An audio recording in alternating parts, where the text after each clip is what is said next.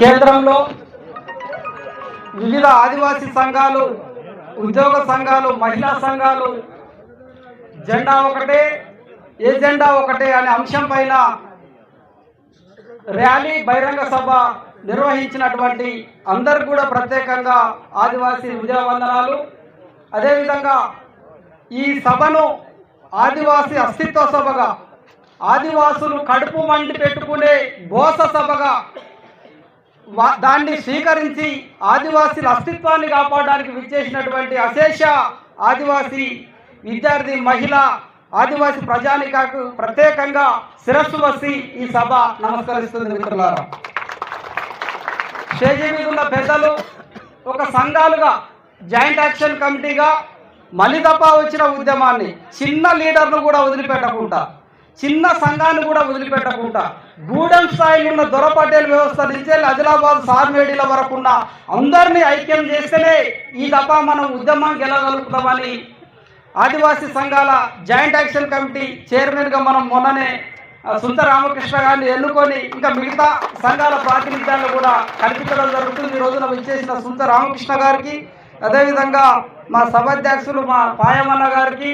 తుడుందెబ్బ నేతలు రాష్ట్ర ఉపాధ్యక్షులు కొత్తగా ఎన్నికైన దారబోయిన రమేష్ అన్న, మా మడకం సీనన్న తమ్ముడు ఊకే రవి, మా అక్క కోటి, అదేవిధంగా తంబాల రవి తమ్ముడు విస్తృతంగా కష్టపడ్డారు. వీళ్ళంతా కూడా గూడెళ్ళల్లో కూడా ఇంకా మిగతా అందరి నేతలకి ఉదయ వందనాలు తెలియజేస్తూ, మిత్రులారా కొంత ఓపికగానే మనం ఉండాలి. ఎందుకంటే ఆదివాసుల అంటే మనకు మైకులు చక్కగా ఉన్నాయి, అక్కడ రిపేర్ అయితేనే ఉంటుంది, గోస పడతానే ఉంటాం, టెంట్లు ఉంటాయి, బువ దొరకదు, ఆకలి ఉంటుంది. ఇది మనకు కొత్త కాదు. కాబట్టి ఆదివాసులు ఈ పరిస్థితులలో కూడా ఒక పక్క ఎండ, ఒక పక్క ఉక్కపోత, బువ్వ లేక నీళ్ళు లేక కూడా వాళ్ళు లంబాడీలను తొలగింపడానికి కమిట్మెంట్తో కూర్చున్నారనే మెసేజ్ మన మందిరున్న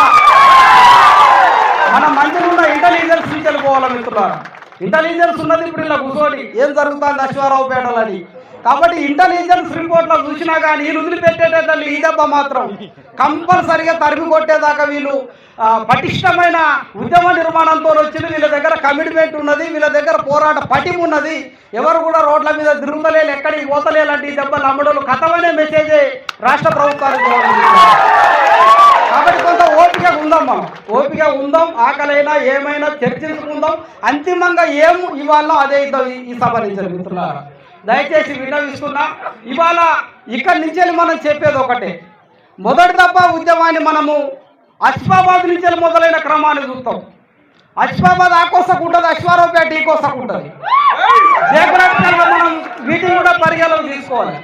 జోడేఘాట్ అశ్వాబాద్లో ఎప్పుడైతే సంకీమాత అనే మహారాష్ట్ర లంబాడమ్మ కొమరం గడ్డ మీదకి వలస వచ్చి మా జోడేఘాట్ మ్యూజియం ఉన్నదని అక్కడ బొమ్మగాలి ఉద్యమం వచ్చిందో, ఆ ఉద్యమమే 2017 ఉద్యమం తీవ్ర స్థాయిలో ఇవాళ మండి లంబాడీ లెస్టీలు కాదనే ఉద్యమాన్ని ఢిల్లీ వరకు కూడా పరిచయం చేసింది. మిత్రులారా, ఉద్యమాలు పడి లేస్తూ ఉంటాయి, ఉద్యమాలు కెరటాల్లాగా పడి లేస్తూ ఉంటాయి.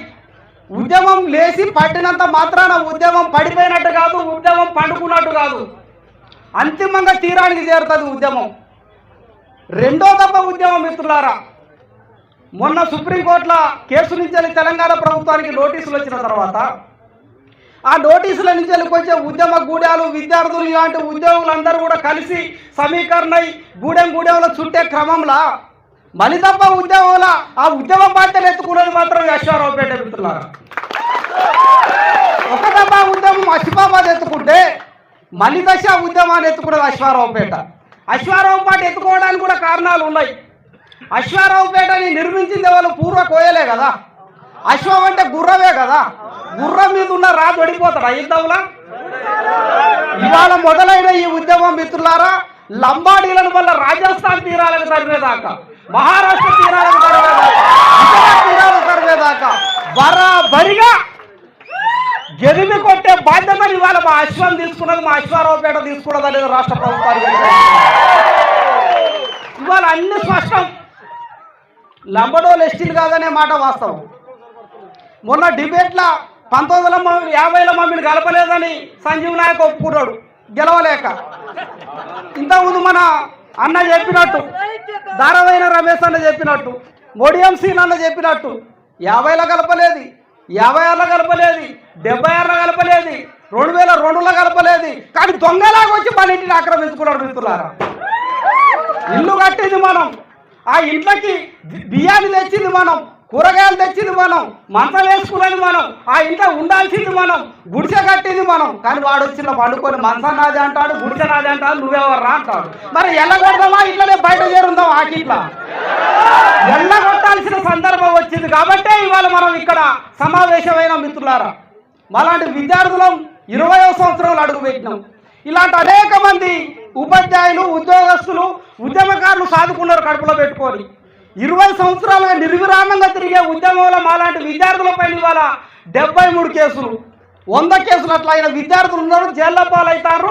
ఎక్కడ కూడా మడబతికి వెనకకు వచ్చిన సందర్భం లేదు కాబట్టి, ఇంకా పోరాటంలో ఉన్నాం కాబట్టి ఇంకెన్నాళ్ళు భరిస్తాం మనం? 49 సంవత్సరాలు భరించినాం, ఇంకా భరిస్తామా? భరించదు కాబట్టి బరి తగ్గించి కొట్లాడాలనేది తెలియజేసేది అశ్వారావు సభ, పేట సభ మిత్రులారా. ఇది ఇక్కడి వరకే పరిమితం కాదు, మీరు అనుకున్నట్టు ఇది ఇక్కడి వరకే పరిమితం కాదు.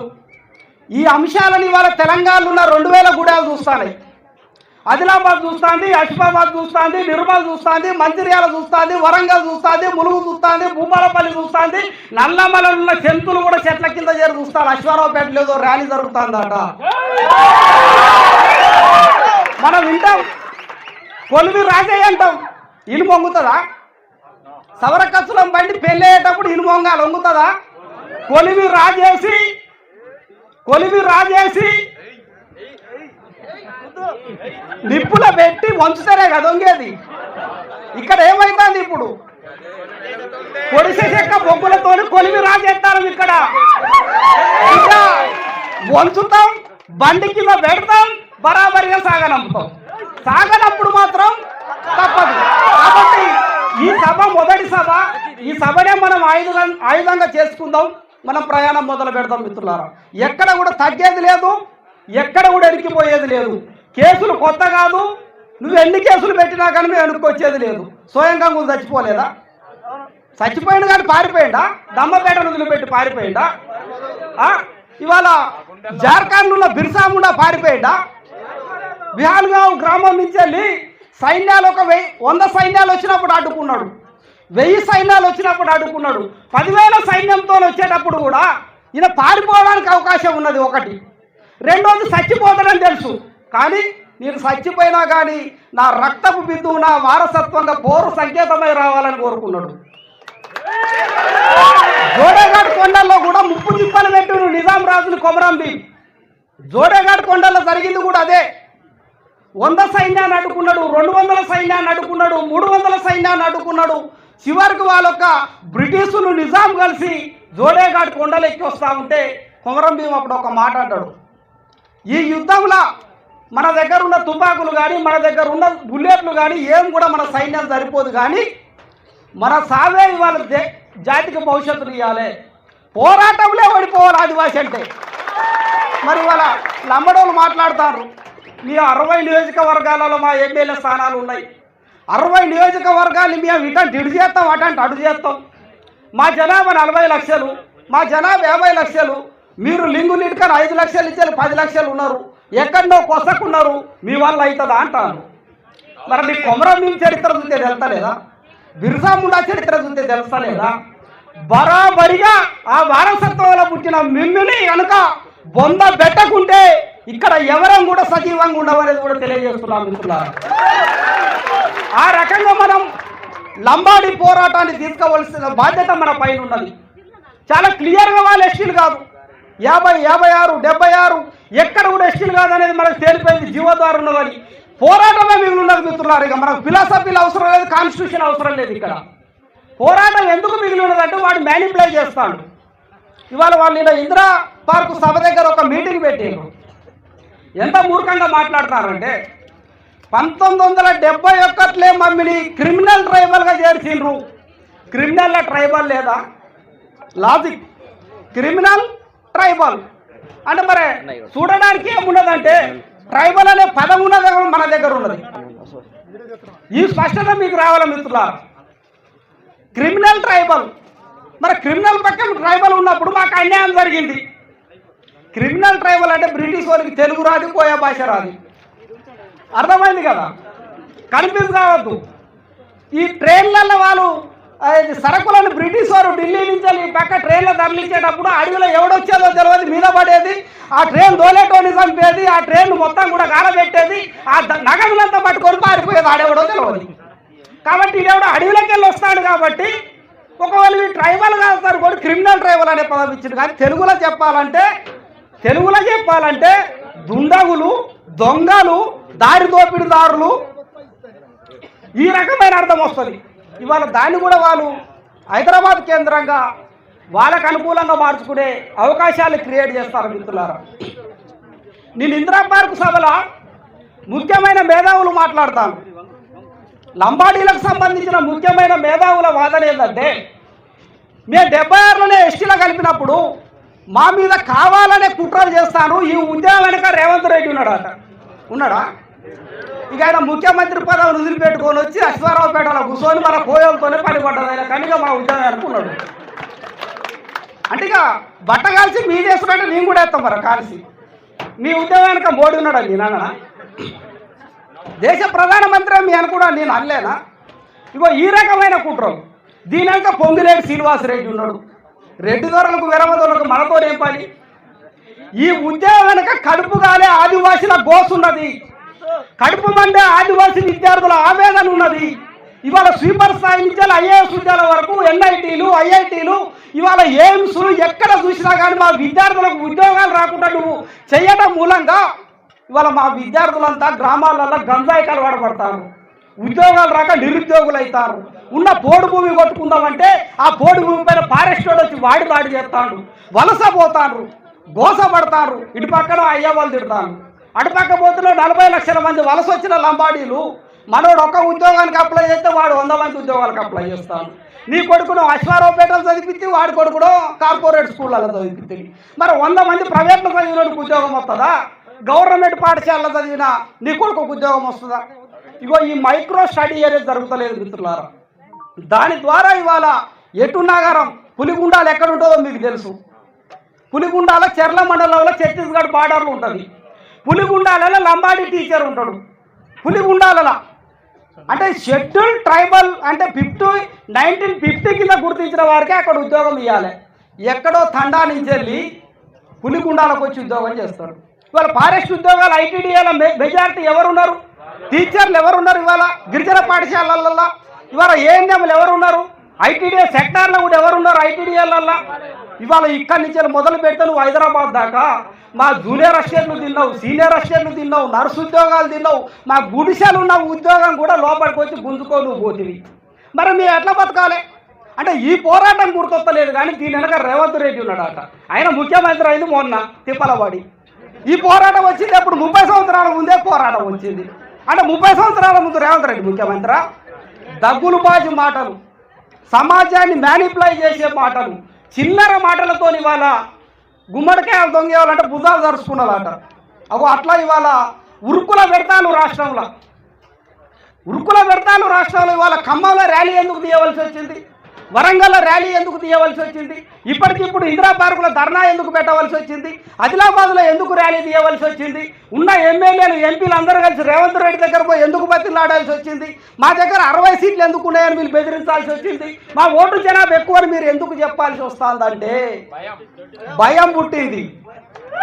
బరాబరిగా భయం పుట్టింది కాబట్టి ఉరుకులో పెడతాను మిత్రులారా. భయం పుట్టే ఉరుకులో పెడతాను. వాళ్ళు ఎస్టీలు కాదనే విషయం వాళ్ళకు తెలుసు కాబట్టి ఇవాళ కుట్రపూరితంగా మన మీద విషం చిమ్మడానికి విమర్శలు చేస్తారు మిత్రులారా లంబాడీలు. ఇక్కడ మొన్నటిదాకా ఎమ్మెల్యేలుగా ఎమ్మెల్సీగా ఉన్న ఒక రాముల్ నాయక్ ఉంటాడు. ఆయన గమ్మత్తుగా మాట్లాడతారు. రామదాస్ నాయక్ ఆయన యాస ఇటు తెలంగాణ కంటదట, ఆంధ్ర కంటది, రాజస్థాన్ కంటుతుంది. తెలుగు వస్తుందా రాముల్ నాయక్కి? స్పష్టమైన తెలుగు కోయోడన్న మాట్లాడగలుగుతాడు. ఇవాళ లంబాడీలు మాట్లాడతారా? రాజస్థాన్ లింగ్విస్టిక్ కనెక్షన్ ఉంటుంది లంబాడీ భాషకి. మేము కూడా మూర్ఖంగా చెప్పాలంటే చెప్తాం. మార్వాడీలలో 4వ భార్యకు పుట్టిన జెనెటిక్ సంబంధించిన జనాభా లంబాడ జనాభా. మార్వాడి మేము చెప్పలేమా? మీ మార్వాడి చరిత్ర ఏంది? మీ మార్వాడి యాన్సెంట్ హిస్టరీ ఏంది? మొన్న మీటింగ్లో ఏ పాట పాడినావు? ఇందిరా పార్క్ మీటింగ్లో రాజస్థాన్ పాట పాడీలు వీళ్ళు, రాజస్థాన్ పాట పాడీలు ఇందిరా పార్క్ మీటింగ్లో లంబాడీలు. మొన్న మార్వాడి ఉద్యమం గోబ్యాక్ ఉద్యమం వచ్చింది. నార్త్ ఇండియా అనేది వ్యాపారాలలో దక్షిణ భారతదేశానికి అమ్మి ఇవాళ తమిళనాడు, కేరళ, తెలంగాణ, ఆంధ్రప్రదేశ్ రాష్ట్రాలలో మొత్తంగా కూడా మార్వాడీలు వచ్చి వ్యాపారాలు దోచుకున్నారు. వాళ్ళే ఉన్నారు అనే దాని మీద మూమెంట్ జరిగితే లంబాడీల పక్షాలు ఉన్నారు, మార్వాడీల పక్షాలు లేరా? నీకు మార్వాడీల మీద తెలంగాణలో పోరాటం చేస్తారో గుజరాత్ గుర్తొస్తుంది, రాజస్థాన్ గుర్తొస్తుంది. లంబడోడు ఎస్టీలు కాదంటే మళ్ళీ నిజాం గుర్తొస్తుంది. ఇక్కడ మేము తెలంగాణలోనే అంటాను. నువ్వు చెప్పగానే చెప్తాను నువ్వు వలసవాది అని. చాలా మూర్ఖంగా చరిత్రను కూడా ఇవాళ ఏ రకంగా తయారు చేసినారంటే, రాముల నాయక్ ఒక మాట అన్నాడు, ఆదివాసులు ఎంత ఏం చేసినా కానీ ఆ బొచ్చు కూడా బీకలేలని అన్నాడు. అన్నాడా లేడా? బొచ్చు కూడా బీకలేలని అన్నాడు. ఇవాళ రాముల నాయక్ కానీ, ఇవాళ కవిత కానీ, సత్యవతి రాథోడ్ కానీ, ఇవాళ ప్రొఫెసర్ సీతానాయక్ అపరమేధావి లంబాడ సమాజంలో, ఇవాళ సంజీవ్ నాయక్ సేవాలాల్ సేన వ్యవస్థాపకుడు, బిడ్డ బొచ్చు వీకుడు కాదు. మా మేడారం జాతరలో జంపల వాగులో గుండు కొట్టుకోవాలంటే చిన్న పోరగాళ్ళకి ఏడుస్తూ ఉంటారు, ఏడుస్తూ ఉంటారు. అప్పుడు ఏం చేస్తాం మనం? పంగల్ సందులో తలకాయ పెట్టి గుండు గీకుతా వాలేదా? ఆ రకంగా బిడ్డ బొచ్చు గీకుడు కాదు. మీ లంబాడింది బరాబరిగా పంగల్ సందులో పెట్టి మొండి కత్తితో గీకుతాం మిత్రులారా. అంత ఆశామాసి ఆదివాసులు ఏం లేవు, పోరాట మార్గంలో కూడా వెనకబడి ఏం లేవు. నీ ఓటు మామిని ఏం బీకలేదని కూడా స్పష్టం చేస్తాను. ఇవాళ తెలంగాణ సమాజానికి కూడా మనం స్పష్టమైన మెసేజ్ ఇచ్చినాం మిత్రులారా. వలసవాదులైన లంబాడీల వైపు ఉంటారా? వలసవాదులైన లంబాడీల వైపు ఉంటారా? 1,08,000 చదరపు కిలోమీటర్లు తెలంగాణ జియోగ్రాఫికల్ స్ట్రక్చర్, 20,000 చదరపు కిలోమీటర్లు. ఇవాళ ఆదిలాబాద్ ప్రాణహిత నుంచి మొదలు పెట్టుకుంటే ఇవాళ మనకి ఈ కొసనున్న భద్రాచలం వరకు తెలంగాణలో ఉన్న బీసీ కులాలు, ఓసీ కులాలు, తెలంగాణలో ఉన్న రాజకీయ పార్టీలు, తెలంగాణలో ఉన్న ఎవరైనా కానీ ఇక్కడ జరిగే ఉద్యమంలో ఈ గోదావరి గడ్డ మీద పుట్టిన ఆదివాసుల పక్షాన ఉంటారా మీరు? లేకుంటే తెగల మధ్యలో వైరుధ్యం, అరే లంబడోలు ఎస్టీ కదరాపై అని వాళ్ళ పక్షాన ఉంటారా అనేది మీరు తెలుసుకోవాల్సిన అవసరం ఉన్నది. మీరు తెలుసుకోవాల్సిన అవసరం ఉన్నది బరాబరిగా. ఇవాళ నిజాం కాలం వాళ్ళే మాట్లాడుతారు. ఎంత మూర్ఖంగా మాట్లాడుతారంటే, వాళ్ళట బ్రిటిష్తో పోరాటాలు చేస్తున్నట, బ్రిటిష్ కోపం వచ్చాట వీళ్ళకి క్రిమినల్ ట్రయల్ యాక్ట్ ఇచ్చిందట. అంటే ఇప్పుడు బిర్సాముండా చేసింది పోరాటం కాదా? కొమరం భీం చేసింది పోరాటం కాదా? బ్రిటిష్ మీద ఎక్కడ పోరాటం జరిగినా కానీ అక్కడ స్పెషల్ యాక్ట్ వచ్చింది. బిర్సాముండా చేసిందంటే షెడ్యూల్ ఏరియాస్ వచ్చినాయి. కొమరం భీం చేసిందంటే పసిలి చట్టం వచ్చింది. 1854లో సంతాల తిరుగుబాటు జరిగిందంటే షెడ్యూల్ జిల్లాలు వచ్చినాయి. భద్రాచలం కూడా కోయా జిల్లా కింద ఉన్నది. మరి నీ పోరాటం నిజాంకు వ్యతిరేకంగా చేసిన పోరాటం ఎక్కడ నువ్వు ఇట్లా చేయలేదే? దొంగలన్నాడు నిజాం, నిన్ను దొంగలన్నాడు బ్రిటిష్, దోపిడిదారులు అన్నాడు. అదాట ఇప్పుడు బ్రిటిష్కు నచ్చగలాట షెడ్యూల్ లిస్టులో చేస్తలేదని ఒక మూర్ఖ ప్రచారాన్ని మళ్ళీ తీసుకొని వస్తారు మిత్రులారా. ఇటువంటి విషయంలో కూడా తెలంగాణ సమాజం ఆలోచించవలసిన అవసరం ఉన్నది. వలసల వైపు ఉంటావా? లంబాడీలు ఎస్టీలు కాదనేది స్పష్టం, రాజ్యాంగ పరంగా స్పష్టం. ఇక్కడ ప్రాక్టికల్ ఉద్యమంలో ఆదివాసులు మేము లేచినాం, కొట్లాడుతాం, నువ్వు మా పక్షాన్ని ఉంటావా లేకుంటే లంబాడీల పక్షాన్ని ఉంటావా? ఒకవేళ కనుక నిజాం కాలం లే ఇవాళ ఈ లంబాడీలు వలస వచ్చిండ్రు, మొఘల్స్తో వచ్చిండ్రు, అటువైపు నుంచి మన ఔరంగజేబుతో వచ్చిండ్రు, వాళ్ళందరూ కూడా ఈ స్థానికంగా ఉన్న రాజ్యాలపైన దాడులు చేసేటప్పుడు భారతదేశానికి వ్యతిరేకంగా ఉన్నారని నువ్వు ఒప్పుకొని ఆదివాసుల పక్షాన్ని ఉంటావా తెలుసుకోవాల్సిన అవసరం ఉన్నది. తెలంగాణ సమాజం తెలుసుకోవాల్సిన అవసరం ఉన్నది. ఇక్కడ మేము కనుక తెలంగాణ సమాజం కనుక ఆదివాసీ ఉద్యమానికి మద్దతుగా లేదనుకో, రాజకీయ పార్టీలకు కూడా హెచ్చరిస్తాను. ఎట్ ది సేమ్ టైం 60 స్థానాలలో ఓట్లు ఉన్నాయంటే తెలంగాణలో బల్బు ఎక్కడ వెళ్ళాలి? కేటీపీఎస్ నుంచి వెళ్ళి 4,000 మెగావాట్లు విద్యుత్ పోతేనే రేవంత్ రెడ్డి ప్రజాపాలనలో కేసీఆర్ ఫామ్ హౌస్లో లైట్ వెలుగుతుంది మిత్రులారా, గుర్తుపెట్టుకోండి. లైట్ వెలగది. భద్రాద్రి కొత్తగూడెం జిల్లా నుంచి వెళ్ళే కరెంటు పోవాలి, భద్రాచలం పవర్ ప్లాంట్ నుంచి వెళ్ళే 1000 మెగావాట్ల విద్యుత్ పోవాలి. 5,000 మెగావాట్ల విద్యుత్ ఎక్కడి నుంచి వెళ్ళిపోతుంది? భద్రాచలం నుంచి వెళ్ళిపోతుంది. కాళేశ్వరం ఎక్కడున్నది? మేడిగడ్డ ఎక్కడున్నది? ఇవాళ కంతనపల్లి తుపానుగూడెం ఎక్కడున్నది? దుమ్ముగూడెం ఎక్కడున్నది? 20 లక్షల ఎకరాలకు 3 పంటలు పండుతున్నాయి తెలంగాణ మైదాన ప్రాంతంలో. 20 లక్షల ఎకరాలకు ఎన్ని పంటలు పండుతున్నాయి? మనకు ఒక్క పంట పండకున్నా కానీ మనం అడగలే ఈ రోజు వరకు. నీ గూడానికి వాడు వచ్చి కరెంటు నాది, నేను కరెంటు బిల్లు కట్టలేని మనం ఎప్పుడు అనలే. ఈ రోజు వరకు మనం అన్నామా?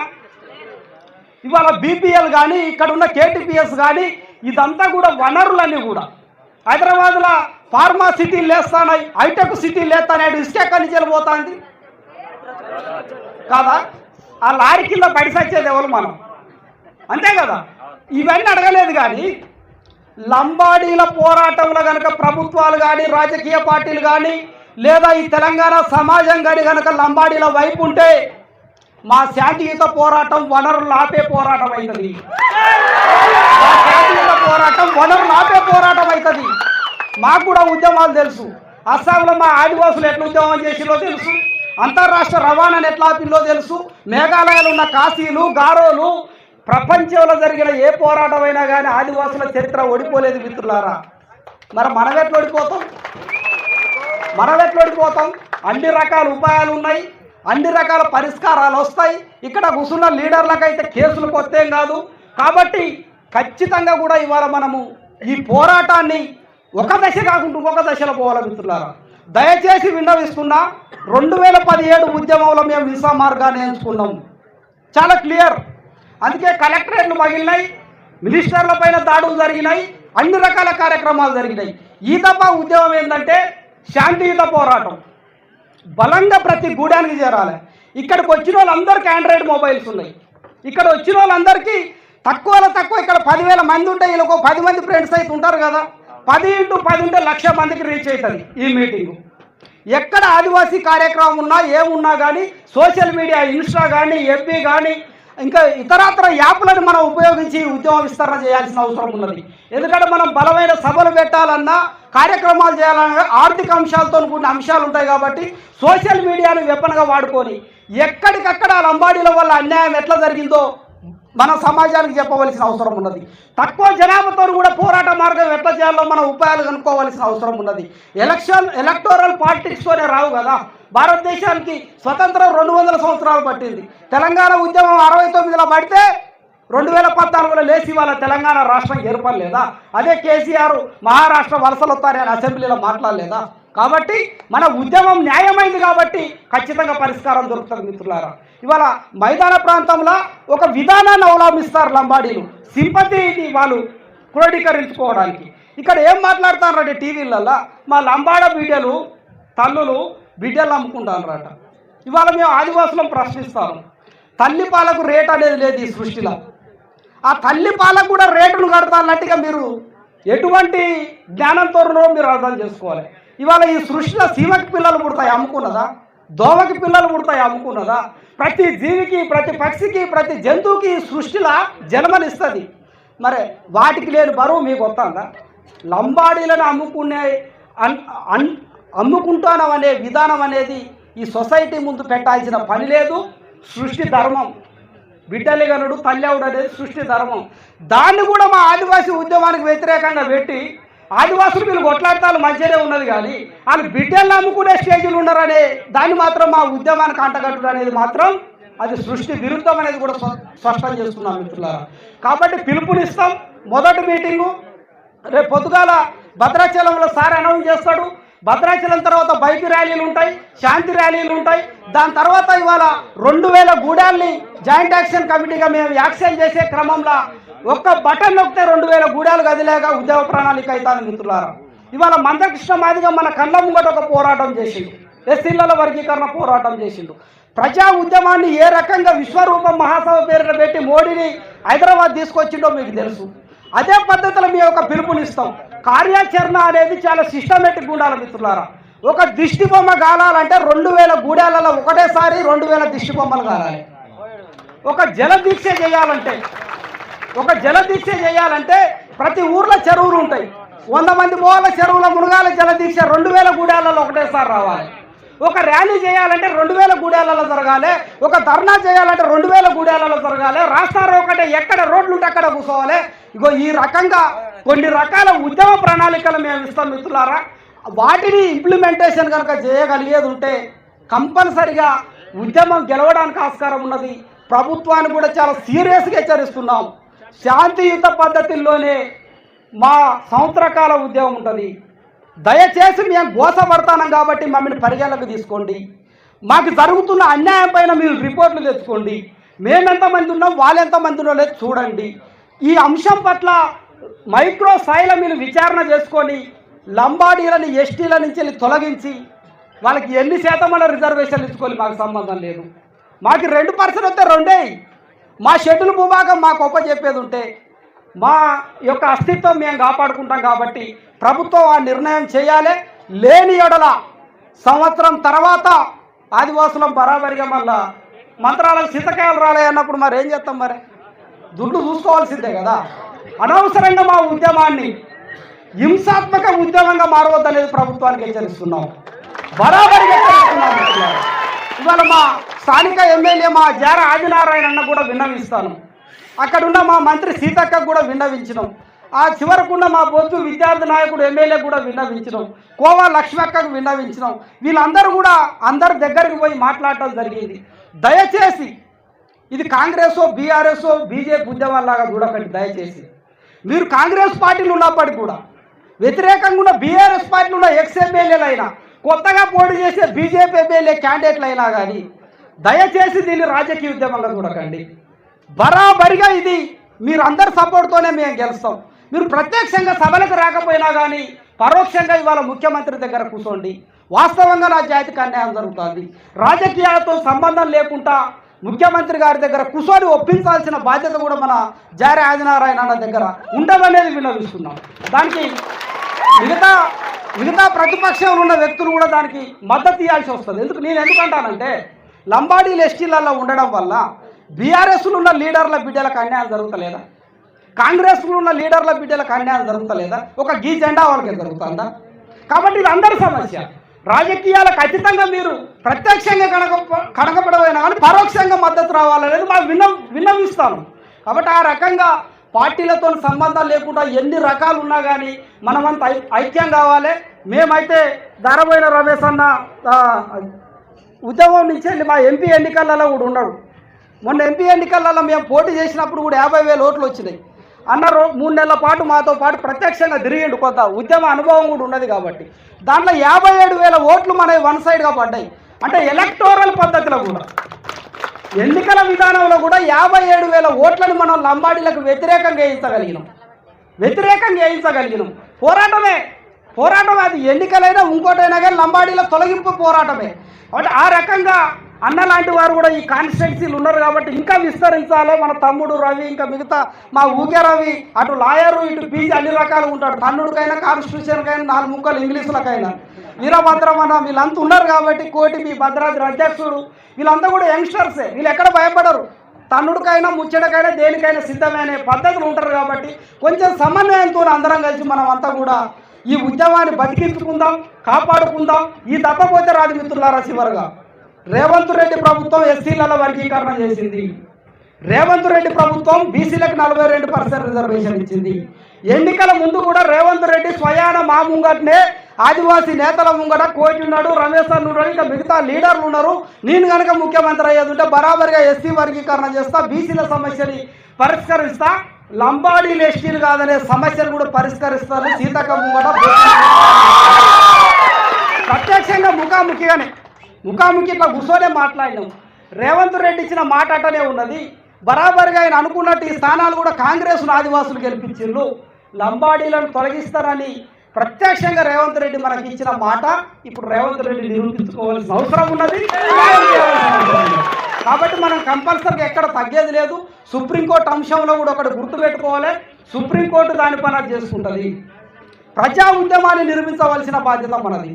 ఆదివాసులకు వ్యతిరేకంగా జడ్జిమెంట్ ఇవ్వాలని కనుక సుప్రీంకోర్టు ఆలోచన చేసేది ఉంటే అగ్ని గుండెమవుతుందట ఆదివాసీ ప్రాంతం. జడ్జి కూడా అనకాల మళ్ళీ లాస్ట్కి రాజకీయ లంబడం చేయాలనుకుంటే అప్పుడు ఆ రకంగా మన ఉద్యమ ప్రణాళికలు వ్యూహాలు ఉండాలి. మిత్రులారా, మేమైతే విద్యార్థులుగా కమిట్మెంట్గా ఉన్నాం. మా సుందర రామకృష్ణ సార్ రాయబండన్ రాజును ముంగడ పెట్టుకున్నాం. మరి అయినా కూడా గట్టిగానే చెప్పినాం. ఆయన ఏదో ఉద్యోగంలో ఉన్నాడు, మంచిగానే జిల్లా స్థాయి ఆఫీసరు. అది ఉన్నా ఒకటే పోయినా ఒకటే. అనే దానిపైన ముంగడ పెట్టి నడుపుతాను. ఎందుకంటే ఒక కమిట్మెంట్ ఉండాలి.